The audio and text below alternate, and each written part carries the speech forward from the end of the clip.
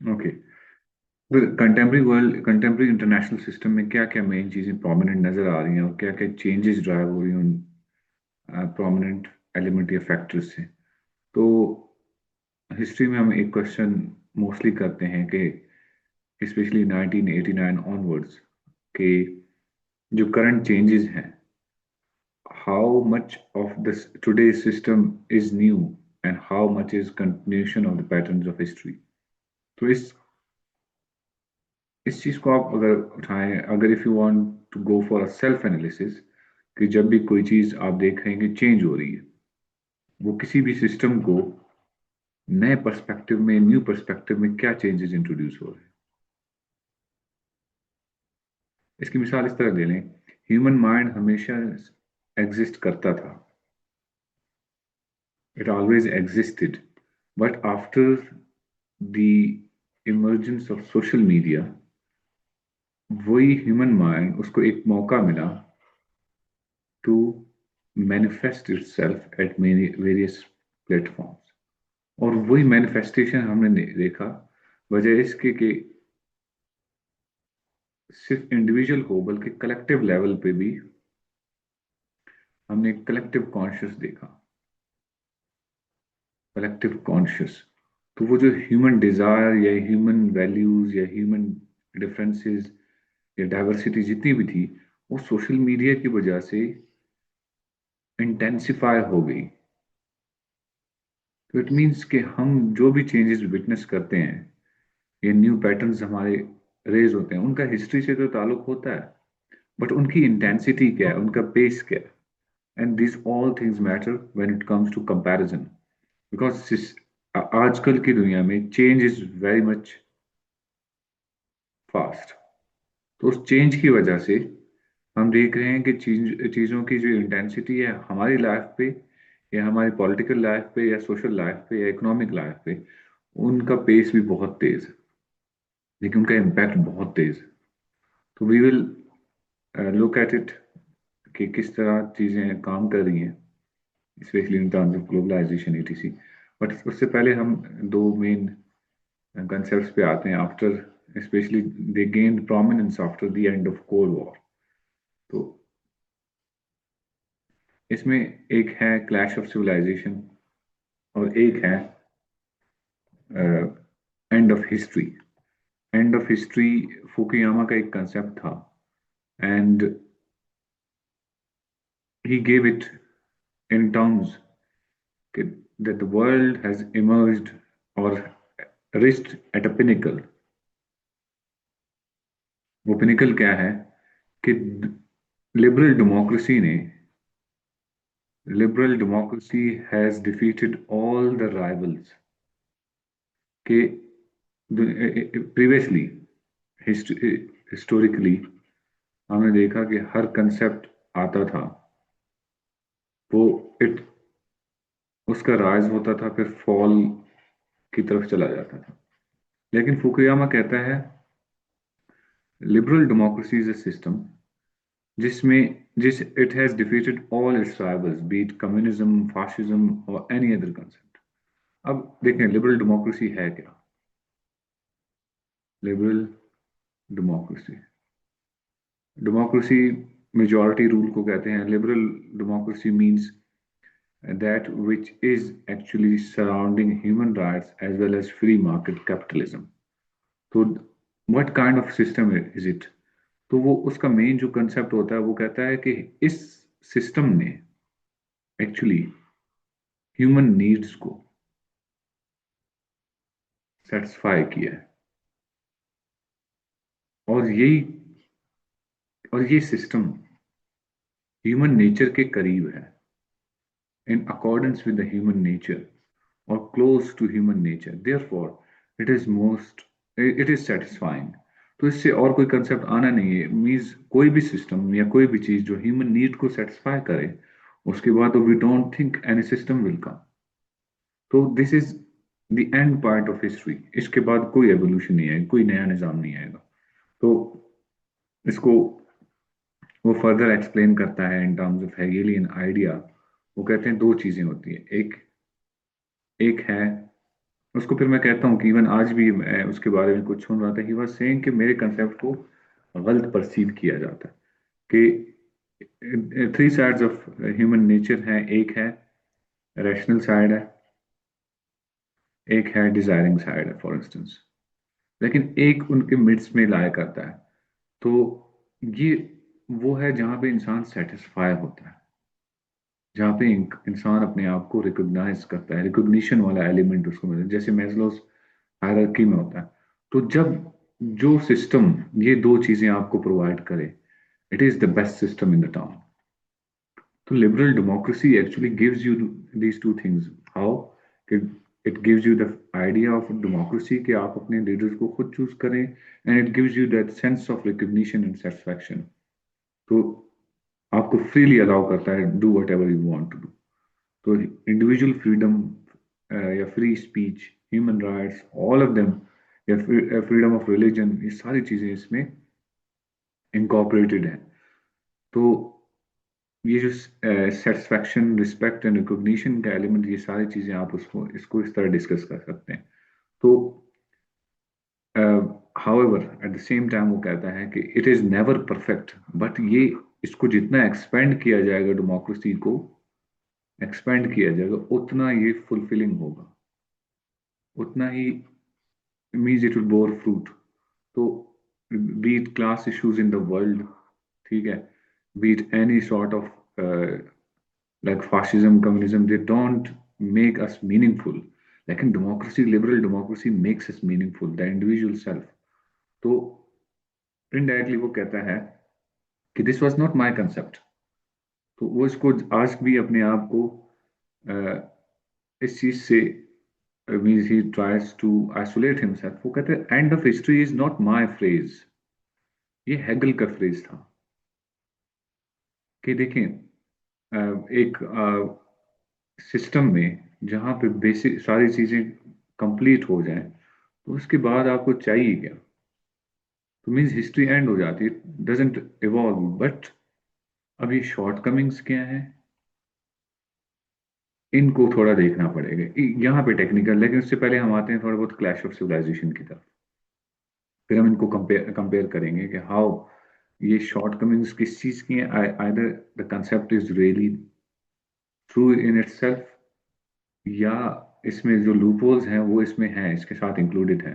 तो हम एंथ्रोपोलॉजी में पढ़ते हैं कल्चर और सिविलाइजेशन। अब हम आ रहे हैं थोड़ा क्लैश ऑफ सिविलाइजेशन की तरफ। अच्छा, ये and of history was a political ideology, कि पॉलिटिकल एवोल्यूशन हमारा हो चुका है। क्लैश ऑफ सिविलाइजेशन कहता है, अच्छा पहले तो culture means something as a belief, knowledge, customs, traditions, all that knowledge as a whole आपका कल्चर कहलाता है, जिसमें आपकी लैंग्वेज आती है, ट्रेडिशंस हैं, कस्टम्स हैं, वे ऑफ लाइफ। और इसी तरह it moulds our thinking, culture moulds our thinking. इसी तरह के अजीज अपनी बुक में कहता है, it is the greatest determinant of human life.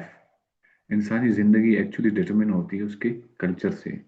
वो जो शेप है, मोल्ड करना है किसी ब्रेन का, दैट इमर्जेस फ्रॉम कल्चर। तो यही इसी सिविलाइजेशन का पार्ट एक कल्चर है। तो सिविलाइजेशन के 8 बेसिक करेक्टरिस्टिक्स हैं, जिसमें कल्चर है, आपके रिलीजियस है, स्क्रिप्ट्स हैं, आप आर्किटेक्चर हैं, so on and so fourth. वो कहते हैं the for lines between Nations. अब एक नया पैराडाइम खुल रहा है, एक नया पैराडाइम खुल रहा है।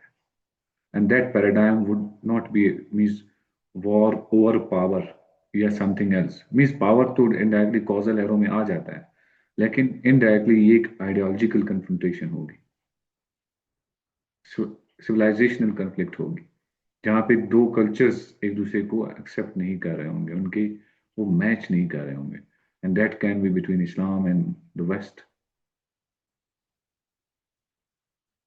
ईटीसी, और भी बाकी, ठीक है, यू कैन ऐड देम। तो दिस इंटायर मीन्स ये दो कंसेप्ट हमें 1990s ऑनवर्ड मिलते हैं। And they change the foreign policies and they, अब हम उस चीज को देखते हैं कि अब इनमें कौन सा ज्यादा रेलेवेंट है।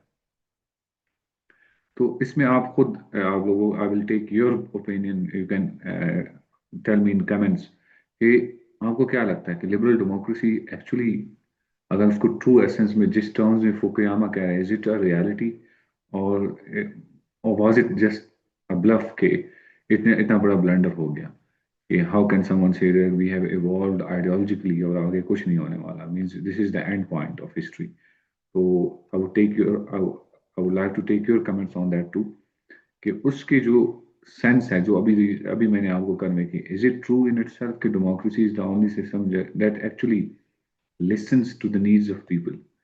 तो दो हमारे यहाँ उसका कल्चर, डेमोक्रेसी का culture is different, it is not being built. तो डेमोक्रेसी को अगर रियलिटी में देखा जाए, it takes away that power from, जैसे कि उसने ऊपर बात की है, क्लास इशू को खत्म कर देता है, मीन्स ज्यादा वेल्थ गैप हो या कोई भी चीज उसको कम कर देता है। तो इट मीन्स डेमोक्रेसी हमेशा सही मानों में एक्सपेंड नहीं हुई है, तो या डेमोक्रेसी हाईजैक हुई है हमेशा। तो हाईजैक होना इज नॉट अबाउट डेमोक्रेसी की weakness. It's about democracy is hijacked. It is being manipulated. So democracy in itself is a good system. It takes away all the privilege from this, from the privileged, and gives it or shares it equally to everyone. So that is upon you, think and ponder. और आज कौन सा perspective ज्यादा, इसी तरह हम देखते हैं कि नई चीजें इमर्ज होती हैं आफ्टर 1990s, जिसमें बुश रिजीम आगे जाके अफगानिस्तान पे अटैक करती है आफ्टर 9/11, जो कि कहा जाता है कि क्लैश ऑफ सिविलाइजेशन का, या इसकी एक मैनिफेस्टेशन है। या दूसरी चीज ये देखी जाए कि डेमोक्रेसी को इंस्टॉल करने के लिए दे गो इनटू वॉर्स या रिजीम चेंजेस। तो एक्सपेंशन ऑफ डेमोक्रेसी, क्योंकि अगर वो नहीं होगी तो अमेरिकन लिबरल वर्ल्ड ऑर्डर को एक थ्रेट होगा इन टर्म्स ऑफ दिस क्लैश, कि ये क्लैश, इस क्लैश के लिए कोई ग्राउंड फर्टाइल ना हो जाए और फ्यूचर में हमारी बड़ी जंगें ना हो। Therefore we must nip the evil of this terrorism or this clash in bud before it emerges, before it sprouts. तो इसी तरह we are interested in history. यहाँ पे मैं थोड़ा बहुत हिस्टोरिकल पैटर्न्स आपको एक्सप्लेन करता जाऊँ कि हम हिस्ट्री में इंटरेस्टेड हैं because it provides a base line for understanding what is the same and what is different in today's world. क्या चीज सेम है एंड क्या डिफरेंट है। जैसे मैंने आपको कहा है कि we try to maintain those, हम डिस्टिंग्विशिंग फैक्टर्स को देखते हैं। History reveals three broad patterns of historical view. The first reflecting the realist perspective on international relations, spotlights repeated cycles between empires and equilibrium. देखें, realism historically हमेशा explain करता है rise and fall of empires in terms of power, कि power के terms में rise and fall क्या है। Power increase हो रही थी, it is a rise, then अगर डिक्रीज हो रही थी, इट इज अ फॉल। तो इसी तरह इक्विलिब्रियम मींस कैसे एक दूसरे को मेंटेन किया जाए, for that power counter balance किया जाए, बैलेंस ऑफ पावर etc. तो between a distribution of power that features dominant powers and one that feature multiple and roughly equal powers. So recorded history begins about 5,000 years ago in the Mesopotamia. तो हमने देखा है कि power के concept में, उसकी concentration में, या उसको इसको मैनिपुलेट करने के लिए भी एवोल्यूशन हुई है, कि कैसे चीज़ों के इंस्टीट्यूशंस को, गवर्नमेंट को, सोशल कॉन्ट्रैक्ट्स हो, लिवायथन हो, सारी चीज़ें रेगुलेट करने के लिए पावर को वी विटनेस्ड के चेंजेस आई हैं। इसी तरह we have this other side of the game. Second pattern है, वो कहता है कि historical behaviour reflecting a more liberal interpretation. वो कहता है history highlights a gradual but inexorable expansion of international interdependence। देखें, इंटरनेशनल इंटरडिपेंडेंस स्लोली इंक्रीज हुई है थ्रू हिस्टोरिकल पैटर्न्स। और सोसाइटी, देखें, कहा जाता है कि इंसान की सबसे बड़ी इजाद या discovery was creation of the society. Society means every one works for himself but at the same time fulfills the needs of others. तो सोसाइटी में जैसे इंटरडिपेंडेंस है, इसी तरह हिस्टोरिकली इंटरडिपेंडेंस का कॉन्सेप्ट इवॉल्व करता हुआ है, like from a individual to a group, then group to a society, society to a state, then वो फर्दर डिफरेंट स्टेट्स बनती रहे और एक ग्लोबल ऑर्डर फॉर्म हुआ. तो from the isolated villages of ancient agrarian societies to the coastal towns of the Mediterranean, the city-states of Greece, the provinces of Rome, Islam, social units expanded and fostered a division of labor among societies. So trade provided benefits for all parties, eventually forged the Silk Road. इसमें silk road की example देखें connectivity slowly increase हुई. Like silk road was a sort of an element जो कि connect करता था. और आगे भी मीन्स डिफरेंट. अभी इस कंटेम्प्रेरी वर्ल्ड में ऐसी क्या चीजें हैं जो हमें पावर के टर्म्स में डिफाइन करती हैं और इसी तरह कनेक्टिविटी के टर्म्स में डिफाइन करती हैं, और इसी तरह तीसरा आइडिया पे आते हैं. ठीक है, तो ये तीन चीजें हैं. तो अभी अब देखें सोल सुपर पावर एक इमर्ज होता है, तो उसका इम्पैक्ट हम थोड़ा देखेंगे और साथ साथ इवेंट्स को भी देखेंगे. थोड़ी कम आ रही है आवाज. कि मेरी आवाज कम है? अक्सर पूछा भी जाता है technology as a silent factor in international relations.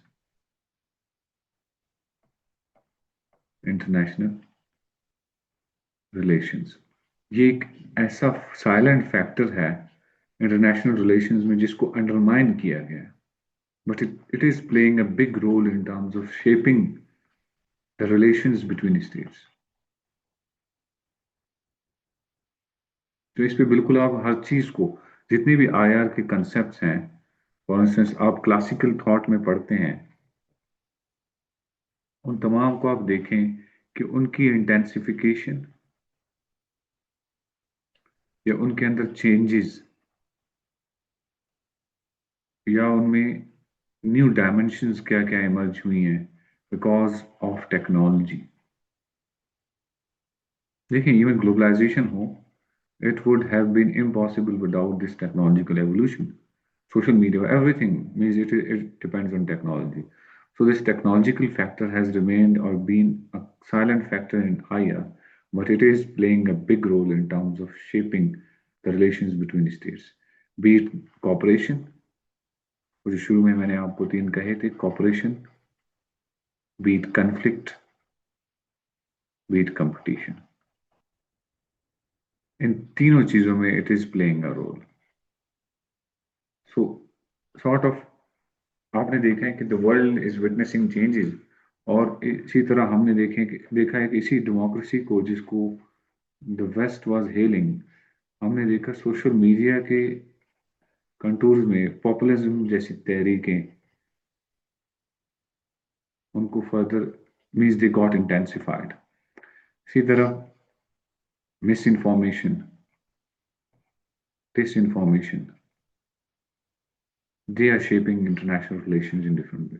और इसी तरह आप उसको देखते हैं कि हाइब्रिड वारफेयर में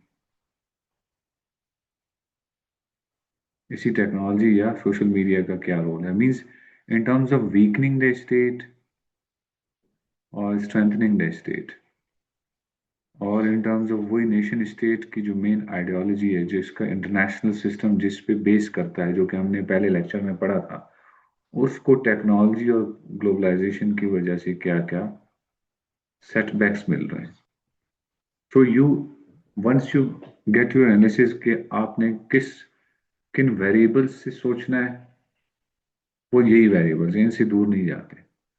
तो मेन मीन्स फैक्टर्स यही हैं जिनसे वर्ल्ड है जी. बाकी आपके इवेंट्स हैं, लाइक 2008 का फाइनेंशियल क्राइसिस है, 2011 में अरब स्प्रिंग है, साथ ही साथ 2016 ऑनवर्ड सोशल मीडिया का राइज है, और विद दैट हमने पॉपुलिज्म देखा, हमने अमेरिकन एक पावर में एक रिसीडिंग देखी कि American power has been receding, और वर्ल्ड पे एक डिफरेंट पावर कंसंट्रेटेड या